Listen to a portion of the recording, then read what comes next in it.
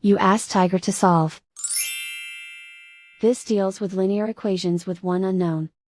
The final result is L equals 4. Let's solve it step by step. Group all L terms on the left side of the equation. Subtract 6l from both sides. Group like terms. Simplify the arithmetic. Group like terms. Simplify the arithmetic. Group all constants on the right side of the equation. Subtract 6 from both sides. Simplify the arithmetic.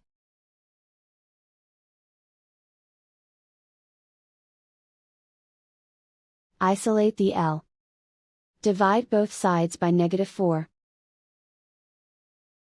Cancel out the negatives. Simplify the fraction.